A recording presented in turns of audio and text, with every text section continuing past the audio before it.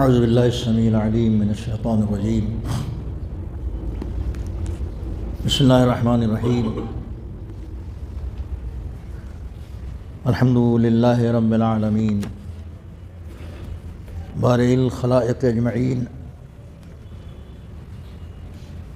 والصلاة والسلام علی سید الانبیاء والمرسلین وآلہ الطیبین الطاہرین المعصومین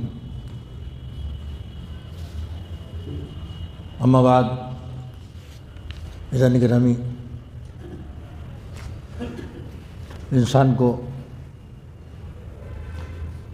شیطانی حرکتوں سے بچنے کی تاکید ہے۔ ظاہر ہے کہ اس کی حرکتیں کیا ہیں اور کس چیز کو شیطانی حرکت کہتے ہیں، اس کا پتہ لگانا بھی ہر انسان کے لیے ضروری ہے۔ بہت سے افراد کرتے ہیں شیطانی حرکت، لیکن وہ کہہ دیتے ہیں کہ اس میں کیا حرج ہے، یوں بھی کہہ دیتے ہیں کہ سب چلتا ہے، وہ اتنا تو ہوتا ہی ہے۔ شریعت میں حتی الامکان جہاں تک ممکن ہو ذرہ برابر کی گنجائش نہیں ہے،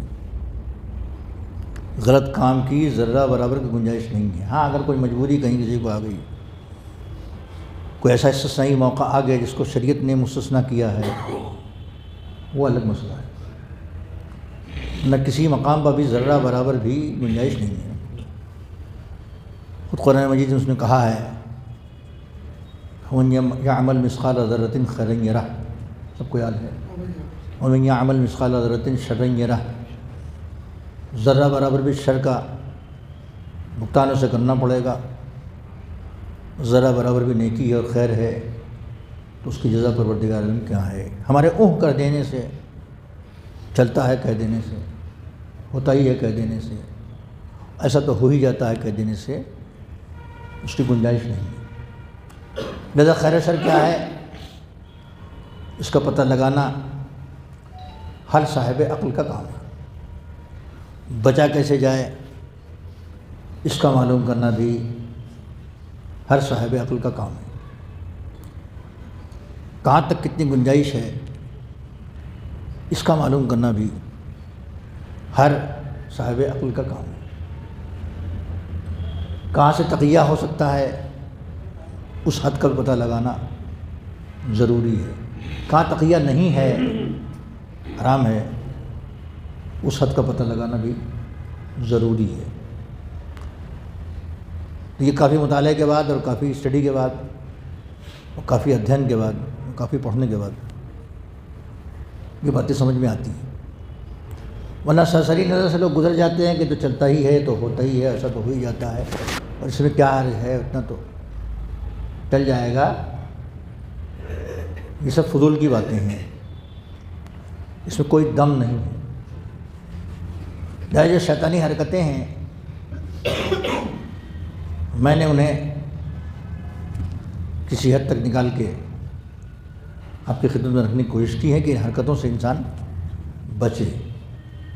چلتے چلتے اس نے کہا تھا کہ ہم بہکائیں گے تیرے بندوں کو، اتنی سی بات تو قرآن میں بھی ہے، لیکن حدیثوں نے سہارا دیا تو پتہ چلا کہ بہت باتیں ہوئیں وہاں، قرآن میں وہ ساری ڈیٹیل نہیں ہے، لیکن معصومین نے جگہ جگہ تشریح کرتے ہوئے ان تفصیلات کا ذکر کیا ہے جس سے ہمیں سہارا ملتا ہے۔ بہکاؤں گا، ضرور بہکاؤں گا کہہ کے چلا گیا، وہ بہکانے کی جگہیں کیا کیا ہیں، اس کا دوستانہ کہاں کہاں ہے، اس کو نفرت کس سے ہے، اس کی دوستی کس سے ہے، اس کے پیارے کون لوگ ہیں، وہ کس سے محبت کرنے لگتا ہے، کون اس سے محبت کرنے لگتے ہیں، اس کی تفصیلات کا ڈھونڈنا بہت ضروری ہے۔ مختصر تو یہ ہے کہ اللہ والوں سے اس کی کوئی دوستی نہیں ہے۔ جو فرمان خدا کا پابند ہے وہ اس کی نظر میں کھٹکتا ہے۔ علامہ اقبال نے خود ابلیس اور جبریل کا مکالمہ نظم میں نقل کیا ہے، ان کا شعر ہے، نظم ہے ان کی، ابلیس و جبریل، اس میں بھی اس نے شیطان کی بات کو نقل کیا علامہ اقبال نے، کہ شیطان نے کہا جبریل سے کہ میں کھٹکتا ہوں دل اژدہا میں کانٹے کی طرح۔ شیطان جبریل سے کہہ رہا ہے، جس کو علامہ اقبال نے نظم کیا ہے، کہ میں کھٹکتا ہوں دل اژدہا میں کانٹے کی طرح، اور تو یعنی جبریل، اور تو فقط اللہ ہو اللہ ہو اللہ ہو۔ لمبی نظم ہے، کبھی پڑھیے گا تو نظم کے اعتبار سے، زبان و بیان کے اعتبار سے مزہ آ جائے گا، مگر نظموں کو سہارا میں نہیں لے رہا ہوں، صرف آپ کے ذوق کو تھوڑا اور ہوا دینے کے لیے کہ آپ ان کا مطالعہ کریں اور دیکھیں، ورنہ ہم کو سہارا ائمہ کے اقوال کا لینا ہے، پیغمبر کی حدیثوں کا لینا ہے، تو چالیں کیسے کی چلتا ہے، جال کیسے کیسے بنتا ہے، اس کا پتہ لگا لیا جائے تو بچنے میں بڑی آسانی ہوتی ہے۔ چلتے چلتے اس نے کہا تھا مجھے کھانے بھی چاہیے، پینے بھی چاہیے، بیٹھنے کی جگہ بھی چاہیے، سب کچھ چاہیے، میرا شکار کا ہتھیار بھی چاہیے، سب کچھ۔ وہ میں نے سننا دیا آپ کو پچھلے جمعے کو، یوٹیوب پر ہے، دیکھ لیجیے گا جنہوں نے نہیں دیکھا ہے۔ جو موجود رہے ہیں جنہوں نے دیکھا ان کے سامنے تو ہی ہے۔ امام محمد باقر علیہ الصلوۃ والسلام فرماتے ہیں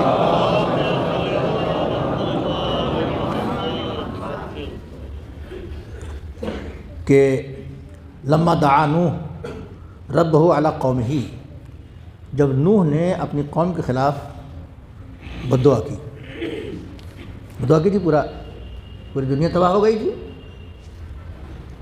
سب طوفان نوح میں ڈوب گیا، مہا پرلے کہہ لیجیے یا پرلے کہہ لیجیے، کچھ بھی کہہ لیجیے، سب ختم ہو گیا تھا۔ تو لما دعا نوح ربہ علی قومہ، قوم کے خلاف نوح نے بد دعا کی، اتاہ ابلیس، سب تباہ ہو گئے، ختم ہو گئے، کشتی پہ چند لوگ رہ گئے، جو آ سکتے تھے بیٹھ گئے، تو ابلیس بھی آیا ہو۔ قال یا نوح، اس نے کہا اے نوح، ان لک عندی یدن ارید ان اکافیک علیہا، اے نوح آپ کا کچھ حق میرے اوپر ہے۔ شیطان کہہ رہا ہے ان سے کہ آپ کا کچھ حق ہے میرے اوپر، ارید ان اکافیک علیہا، میں چاہتا ہوں کہ اس کا بھگتان کر دوں، کچھ کی پاداش دے دوں، کچھ کی جزا دے دوں، اس حق کو کچھ ادا کر دوں۔ اب ظاہر ہے کہ جناب نوح کو ایسی بات کہہ رہا ہے کہ میرے اوپر آپ کا حق ہے، تو آپ بھی سوچتے ہوں گے کہ بھئی شیطان کا حق، شیطان پر نوح کا کون سا حق ہوگا؟ آپ بھی سوچ رہے ہوں گے، جناب نوح نے بھی یہی سوچا کہ اس کے اوپر میرا کون سا حق ہے، یہ شیطان ہے، میں نبی خدا ہوں۔ فقال نوح واللہ انی، نوح نے کہا خدا قسم میں تو تم کو دشمن رکھتا ہوں،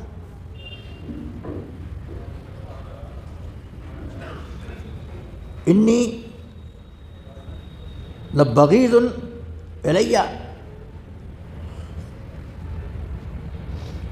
ان یکون لک عندی ید، بھئی میں تو تمہیں دشمن رکھتا ہوں، تو تم نے کیا میرے ساتھ کیا ہے بھئی ایسا، یا میں نے تمہارے ساتھ کیا اچھا کام کر دیا ہے، میں نے تمہارے ساتھ کیا اچھا کام کر دیا ہے کہ تمہارے اوپر میرا حق ہو گیا۔ آپ بھی سوچ رہے ہوں گے کہ وہ تو نبی ہیں، یہ شیطان ہے، تو نوح نے شیطان کے ساتھ کون سا نیک کام کر دیا کہ شیطان پر نوح کا حق ہو گیا، اور وہ آیا ادا کرنے کے لیے۔ انہوں نے کہا بھئی ہماری تمہاری دشمنی ہے، انی لبغیض الی ان اکون لک عندی ید فما ہی، اب تم بتاؤ کہ وہ کیا ہے بھئی، کون سی بات ہے؟ دیکھ رہے کس طرح سے جال بنتا ہے اور کس حساب سے بات کرتا ہے وہ اللہ والوں سے۔ ایک مرتبہ اللہ والا بھی تھوڑی دیر کے لیے پریشان ہو جائے کہ اس کے ساتھ میں نے کیا کام کر دیا، اچھا کون سا سلوک کر دیا کہ حق بن گیا، یا آیا ہے میرا حق ادا کرنے کے لیے اور کچھ دینے کے لیے مجھے۔ تو جناب انہوں نے کہا فما ہیا، بھیا وہ کام کون سا ہے، وہ حق کیا ہے بھئی؟ کیا کر دیا میں نے؟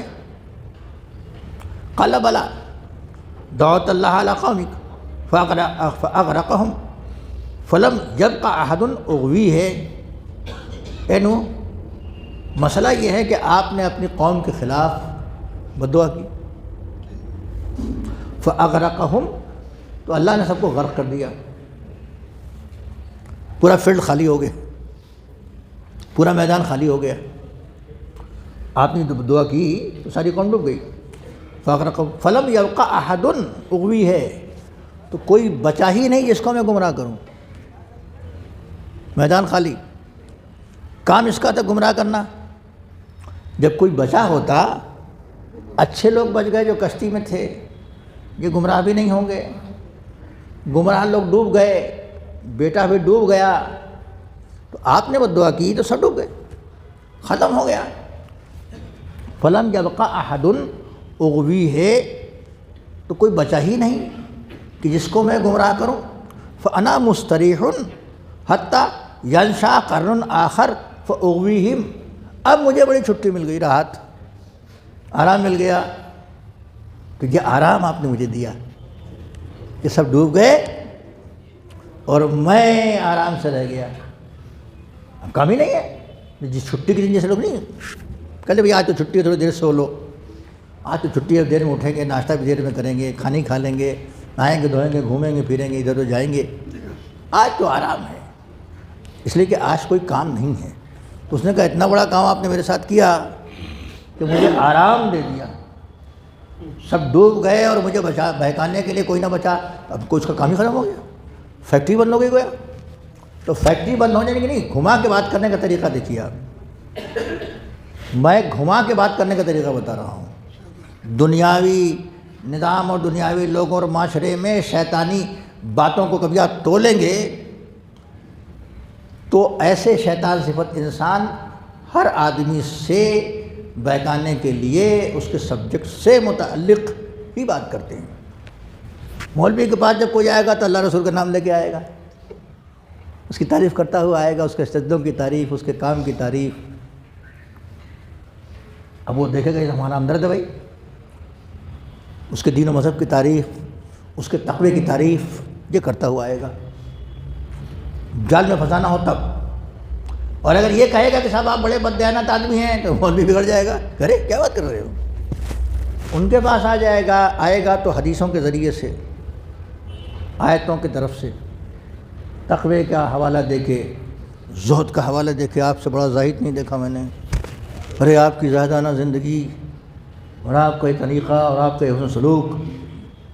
اب یہ بیچارہ اپنی تعریف سن کے، جو بھی تعریف سنتا ہے اپنی، وہ تھوڑی دیر کے لیے اس کی زبان بند ہو جاتی ہے، اس کی زبان کھلی رہے گی۔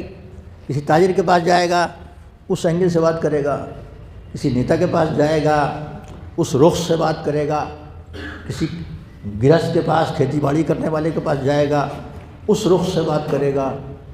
نوح سے کیسے بات کر رہا ہے کہ آپ نے دعا کی اور قوم ختم ہو گئی، میں راحت میں آ گیا، آپ نے مجھے جو آرام پہنچایا ہے۔ اب جب یہ ان کی نسل پیدا ہوگی دوسرے قرن میں، دوسری صدی میں، دوسری سنچری میں، یہ صدی بیت جائے گی تو میرا کام شروع ہوگا، تو اتنی دیر کے لیے میں آرام سے ہوں۔ یہ جو آرام آپ نے مجھے پہنچایا ہے، ہاں اس احسان کا کچھ بدلا ہے۔ لیکن نوح بھی تعجب پوچھ رہے کہ فما ہے یا وہ کون سی بات ہے، وہ کون سا حق ہے جو تیرے اوپر ہے؟ اس نے کہا جو آپ نے آرام پہنچایا ہے مجھے، جب تک دوسری نسل نہیں آ جائے گی، حتیٰ ینشا قرن آخر، دوسرا قرن، دوسری صدی آ جائے گی، فاغویہم، تو پھر میں ان کو بہکاؤں گا۔ تو اب ظاہر یہ جو کشتی میں بیٹھے ان کے بچے پیدا ہوں گے، یہ تو نہیں بہکے، اب ان کو پھر بہکائیں گے، بڑے ہوں گے، تھوڑا کم سے کم 12-15 سال کے ہو جائیں تو بہکاؤں گا میں۔ تو میرا تو کام آپ نے یہ نہیں کرا کہ میرا کام روک دیا آپ نے، میری دکان بند کرا دیا آپ نے۔ بات کرنے کا یہ بھی انداز ہونا چاہیے، دوسرا بگڑ جاتا کہ آپ نے کیا کیا، میرا تو کام ہی بند ہو گیا، میری تو دکان ہی بند ہو گئی، میں تو کہہ کے آیا تو بہکاؤں گا، آپ کس کو بہکاؤں، کوئی رائے نہیں، آپ نے غضب کیا۔ اس انداز سے نہیں بات کر رہا ہے، وہ کہہ رہا ہے کہ آپ نے مجھے بڑی راحت پہنچائی، اب میں بڑے آرام سے ہوں، مجھے بہکانا نہیں پڑے گا۔ ظاہر ہے کہ ہم آپ جب اس چال بازی والی بات کو سمجھ رہے ہیں. جناب نوح بھی تو سمجھے ہوں گے، اتنے بڑے پیغمبر تھے. فقال له نوح ما الذی ترید ان تکافئنی بہ. اچھا یہ بتاؤ کہ تم اس کی پاداش مجھے کیا دینا چاہتے ہو؟ جو حق ہے تم کہہ رہے میرے کو حق ہے، تو تم کیا دینا چاہتے ہو مجھے؟ قال له، اس نے کہا کہ اذکرنی فی ثلاثۃ مواطن. شیطان نے کہا کہ انہوں 3 جگہوں کو مجھے یاد کیجئے گا.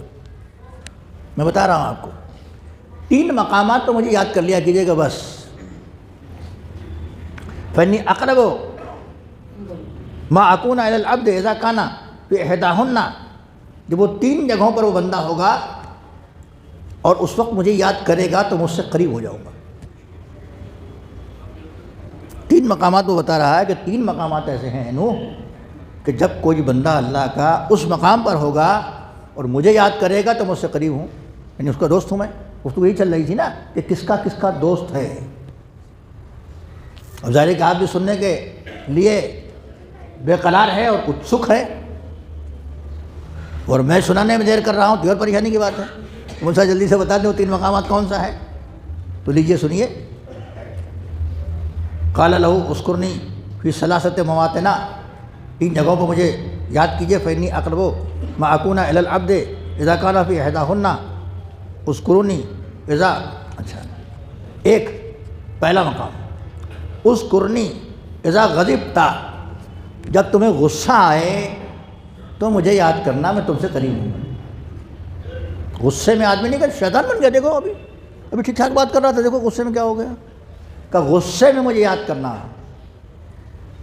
تو میں تم سے قریب ہو جاؤں گا. اس کا مطلب کہ غصہ آنے کے بعد انسان کو سوچنا پڑے گا کہ ہم شیطان سے قریب ہو رہے ہیں، شیطان سے قریب ہو رہا ہے. غصہ اچھی چیز ہے یا بری چیز ہے؟ میں نے اکثر آپ کے سامنے بیان کیا، ممکن لوگ بھول گئے ہوں. غصہ اچھی چیز ہے یا بری چیز ہے؟ غصہ ڈیفینس کے لیے ہوتا ہے نا. اللہ نے ایک پاور اس کے اندر رکھا ہے، غصے کے ذریعے اس کا آپ اظہار کرتے ہیں. اسی بات پہ غصہ ہو گئے ڈیفینس کے لیے ہے نا. غصہ نہ آنا غلط ہے. اگر کسی کو غصہ نہ آئے تو اس کو اپنا علاج کرانا چاہیے کہ مجھے غصہ کیوں نہیں آ رہا. غصے والی بات پر اگر غصہ نہ آئے تو اس کو اپنا علاج کرانا چاہیے کہ کہیں خرابی تو نہیں ہو گئی. غصے کی بات ہے، میں غصہ بھی نہیں کر رہا ہوں، کوئی کمی ہو گئی، کوئی فزیکل کمزوری ہو گئی، کچھ ہو گئی. غصہ تو آئے گا، غصہ آنا غلط نہیں ہے، وہ تو آئے گا ہی آئے گا، اس کی تعریف بھی نہیں ہے. ہاں غصے کو پی جانا تعریف کی بات ہے. قرآن نے یہ نہیں کہا ہے کہ غصہ نہ آئے تو اچھی بات ہے. اس نے کہا والکاظمین الغیظ، غصے کو پی جانے والے. تو غصہ آئے تو اس وقت انسان کو غصہ پی جانا چاہیے. وہ کہتا ہے جب غصے کے وقت کوئی آدمی مجھے یاد کرے گا نو تو میں اس کے قریب ہوں گا. اس کے بعد اس نے کہا کہ وَاذْكُرْنِي اِذَا حَكَمْتَ بَيْنَ اثْنَيْنِ. جب 2 آدمی کے درمیان فیصلہ کرنا تو اس وقت مجھے یاد کر لینا. 2 فریق ہیں فیصلے کے تمہارے پاس آئے ہیں، 2 لڑتے ہوئے آئے ہیں، ان کے درمیان تم جب فیصلہ کرنے بیٹھنا تو مجھے یاد کر لینا، میں تم سے قریب ہو جاؤں گا. وسوسہ ڈالے گا نا، اس کی طرف سے بولو، اس کی طرف سے بولو، یہ کرو یہ کرو. اب یہ جو بیچ میں بیٹھا ہوا ہے اس کا کام ہے انصاف کرنا. تو وہ برغلائے گا، بہکائے گا، غلط فیصلے کروانے کی کوشش کرے گا. اس وقت تو قریب ہوگا کب؟ اسی لیے قاضی کا عہدہ، جج کا عہدہ بڑا خطرناک عہدہ ہے. جی اس کے بارے میں پوری تفصیلات موجود ہیں، میں یہ بیان نہیں کرنا چاہتا ہوں. اس کی پوری تفصیلات بیان ہے. قاضی کیسے بیٹھے عدالت پر، سامنے والے کو کیسے کھڑا رکھے، پوری تفصیل ہے، اس کی پوری ڈیٹیل ہے. قضاوت کا پورا چیپٹر جو اسلام میں ہے وہ پورا چیپٹر ہے. قاضی بیٹھے کیسے، دونوں سے کیسے بات کرے، بھوکا نہ بیٹھا ہو، یہ نہ ہو، رشوت نہ لے، وغیرہ وغیرہ. یہ بڑا مرتبہ ہے، بڑا منصب ہے. تو اس وقت جو ہے وہ جب فیصلہ کرنے بیٹھنا تو میں تم سے قریب ہو جاؤں گا، مجھے یاد کر لینا. 2 جگہ ہو گئی. اذکرنی اذا کنت مع امرأۃ. اس وقت مجھے یاد کرنا جب تم کسی عورت کے ساتھ ہو، اپنی بیوی نہیں، کسی عورت کے ساتھ ہو، خالین، اور خالی اکیلے تنہائی میں ہو تم، اس وقت مجھے یاد کرنا، لیس معکم احد، وہاں اور کوئی تمہارے ساتھ نہیں ہوگا، ورغلانے کے لیے، بہکانے کے لیے میں موجود ہوں گا۔ یہ 3 مقامات ہیں، جب غصہ آئے تو میں تمہارے ساتھ ہوں، جب 2 انسانوں کے درمیان فیصلہ کرنے کے لیے بیٹھنا، اس وقت بھی میں ہوں تمہارے ساتھ، اور جب عورت ہو، میں نے بتایا تھا کہ میرے لیے شکار کا آلہ چاہیے، پچھلے جمعے کو کئی عورتیں ہیں تمہارے لیے شکار کا آلہ، ان کے ذریعے سے شکار کر سکتے ہو، جال یہی ہے۔ یہاں بھی اس نے بتایا کہ جب عورت ہو اور خالی ہو اور تم ہو اور کوئی نہ ہو، تنہائی میں ہو، تو وہاں مجھے یاد کرنا، میں وہاں موجود رہوں گا تمہاری مدد کے لیے۔ یہ یہاں دوست بن جاتا ہے، غصے کے موقع پہ دوست بن جاتا ہے، فیصلہ کرانے کے موقع پہ دوست بن جاتا ہے، اور جب خالی عورت پر بیٹھے ہوں نامحرم تو اس وقت بھی دوست بن جاتا ہے۔ جب اس نے نوح سے کہا کہ دیکھیے میں آپ پر یہ اپنا حق بتا رہا ہوں، میں آپ کے ساتھ یہ نیکی کر رہا ہوں، گویا بتا دیا تو ہمارے لیے ہوشیار رہنے کی جگہ ہے کہ ہم ان مقامات پر اپنے آپ پر کنٹرول رکھیں، غصے کے وقت، فیصلے کے وقت، اور نامحرم کے ساتھ جب بیٹھیں تب۔ یہاں تو مکس گیدرنگ کا عام رواج ہے، اور کسی کا دیکھا مکس گیدرنگ کیا چیز ہوتی ہے، کہنے مول صاحب تو چلتا ہے، اس کو تو ہونا چاہیے، بلکہ خوش ہوتے ہیں کہ اگر مولوی بھی ان کے ساتھ رہے تو کیا کہنا، تائید حاصل ہو جائے گی۔ ہاں وہ واقعہ نہیں سناؤں گا پرانا والا، آپ کو یاد ہے، درود پڑھے محمد وعلی محمد۔ اشارہ کر دوں گا، ایک جگہ میں بارہ سے آ رہا تھا تو ایک بس میں بیٹھا دیا لوگوں نے مجھے، اندھیرا تھا بس میں، وہاں سید صاحب اللہ مقاموں بھی تھے، اب آواز آنے لگی تو میں نے کہا اس میں مرد تو نظر نہیں آ رہے، اس میں تو عورتیں بیٹھی، ہم نے کہا بھائی ہم تو نہ بیٹھیں گے اس میں۔ مولوی صاحب سے میں نے کہا مولوی صاحب آپ یہاں بیٹھیں گے، کون لوگ بیٹھے ہیں؟ کل لوگ آئیں گے، میں نے کہا کوئی نہ آئے گا، بس بھر گئی، اب کوئی نہیں آنے والا ہے، تو ہم پھر اتر گئے، بھائی ہم لوگ اتر گئے، ہم نے کہا ہم اس پر نہیں بیٹھیں گے، ان مقامات سے ہٹ جانے کی بات ہے۔ ایک صاحب نے کیا شیطانی جملہ ارشاد فرمایا بڑے مزاحیہ انداز میں، کہنے لگے مولوی صاحب کیا آپ عورتوں سے ڈرتے ہیں؟ جی للکارا اس نے کہ کیا آپ عورتوں سے ڈرتے ہیں؟ میں نے کہا عورتوں سے ڈر تو نہیں لگتا، 2 بچے بھی میرے پاس ہیں، اللہ سے بہرحال ڈر لگتا ہے، اس نے منع کیا ہے، اس لیے ہم نہیں بیٹھیں گے۔ صلوات پڑھتے محمد وعلی محمد۔ عزیزان گرامی، نازک مواقع ہیں جس کی طرف ائمہ نے اشارہ فرمایا ہے۔ ایک موقع اور آپ کے سامنے رکھ کے آپ کی زحمت کو تمام کروں اپنی طرف سے اس وقت۔ قال صادق علیہ السلام، امام جعفر صادق صاحب نے فرمایا،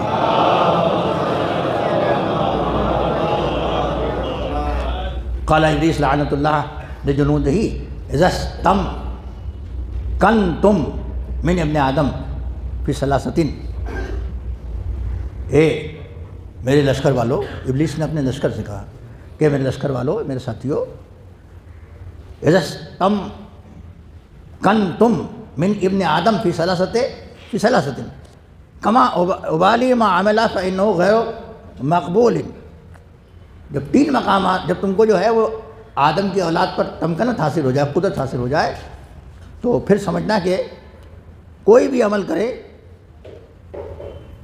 کہ اس کا کوئی ڈر نہیں ہے، کیا کریں وہ، وہاں تم کو اگر قدرت حاصل ہو جائے۔ شیطان نے اپنے لشکر سے کہا، بھائی ہر کمانڈر اپنے لشکر کو ہدایت دیتا ہے نا کہ دیکھو ایسا ہو جائے تو تمہارا غلبہ ہو جائے گا، ایسا ہو جائے تو تمہارا غلبہ ہو جائے گا، ایسا ہو جائے تو تمہارا غلبہ ہو جائے گا۔ چھوٹی سی حدیث یاد رکھیے گا، اذا استکثر عملہ، جب کوئی آدمی اپنے عمل کو زیادہ سمجھے، نسیا ذنبہ، دوسرا موقع یہ جب آدمی اپنے گناہ کو بھول جائے، اور تیسرا موقع دخل العجب، اس میں عجب داخل ہو جائے، اس آدمی میں خود فریبی مبتلا ہو جائے۔ یہ 3 مقامات ایسے ہیں کہ جب وہ آدمی اس کیفیت میں ہو تو پھر کچھ بھی کرے، کرنے دینا پھر کوئی بات نہیں ہے، پھر اس کے عمل کے لیے اس کا عمل جو ہے غیر مقبول، ما عمل فانہ غیر مقبول، لما ابالی ما عمل فانہ غیر مقبول۔ یہ 3 مقامات وہ ہیں کہ اس کو کرنے دو، پھر یہ ہے کہ اس کا عمل قابل قبول نہیں۔ کب؟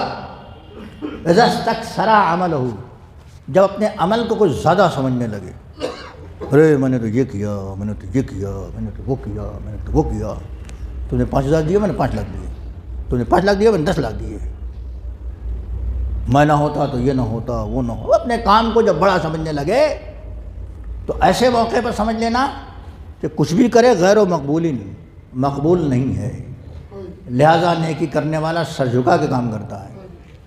کوئی نہیں کہتا کہ میں نے اتنا دیا اتنا دیا، یہ کیا وہ کیا، اگر میں نہ ہوتا تو یہ نہ ہوتا، وہ نہ ہوتا، وہ نہ ہوتا۔ یہ طریقہ عمل ہے۔ اگر کوئی آدمی اپنے عمل کو زیادہ سمجھنے لگے، ہے سمجھ میں کہ نہیں ایسے لوگ؟ ایسے سمجھ میں لوگ ہیں، کریں گے تھوڑا سا، بتائیں گے زیادہ۔ اس کو میں تو کہتا ہوں کام کرنے والے کو بولنے کی ضرورت ہی نہیں ہے، اس لیے کہ کام خود بولتا ہے۔ درود پڑھے محمد والے محمد۔ کام کرنے والے کو بولنے کی کیا ضرورت ہے کہ میں نے یہ کیا، میں نے وہ کیا، میں نے وہ کیا؟ جو دیکھے گا کہے گا کہ کیا۔ آپ ہلکا سا جائزہ لے لیجیے، فرش بچھا تو بولا کہ نہیں کہ بچ گیا میں، یہ لائٹیں لگی تو بولا کہ نہیں اس لائٹوں نے کہ بچ گیا، جل گیا میں، یہ فرش بنا باہر کا تو فرش خود چلا کہہ رہا کہ میں کنکر پتھر تھا، اب میں فرش ہوں بہترین۔ پھول لگ گئے تو پھول بولنا ہے کہ نہیں بولنا ہے؟ زبانیں بے زبانی سے بولنا ہے۔ شیشے لگ گئے اچھے اچھے والے، دیکھیے کتنے اچھے شیشے لگے ہوئے ہیں، یہ بتانے کی ضرورت ہے؟ یہ خود بول رہے ہیں۔ ہر کام اپنے کرنے والے کی طرف اشارہ کرتا ہے، کرنے والے کو بولنے کی ضرورت نہیں ہے۔ جب کوئی اپنے کام کو بڑا سمجھنے لگے کہ میں نے یہ کیا، میں نے وہ کیا، میں نے وہ کیا، تم نے کچھ نہیں کیا، بڑا تبھی تو ہوگا نا جب سامنے والے کو نیچا دکھایا جائے گا کہ تم نے کچھ نہیں کیا، میں نے یہ کیا۔ اگر ہم نہ ہوتے یا ہم لوگ نہ ہوتے، مثلا کبھی کبھی یہ بھی ہوتا ہے کہ ساتھی بنا لیتے ہیں لوگ کہ اگر ہم لوگ نہ ہوتے تو یہ نہ ہوتا، ارے آپ نہ ہوتے تو کوئی اور ہوتا، وہ نہیں ہوتا تو کوئی اور ہوتا، وہ نہیں ہوتا تو کوئی اور ہوتا۔ اپنے کام کو جب کوئی بڑا سمجھے گا تو شیطان اس وقت اس کے ساتھ ہوگا۔ وہ نسیہ ذنبہ، اپنے گناہ کو بھول جائے، اس وقت بھی اس کے ساتھ ہوتا ہے۔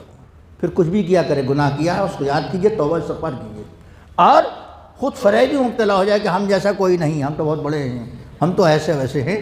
ایسا اگر کوئی کہتا ہے تو شیطان اس موقع پر ساتھ ہوتا ہے، اس کا دوست بن جاتا ہے، ساتھ ساتھ اس سے عمل کرواتا ہے۔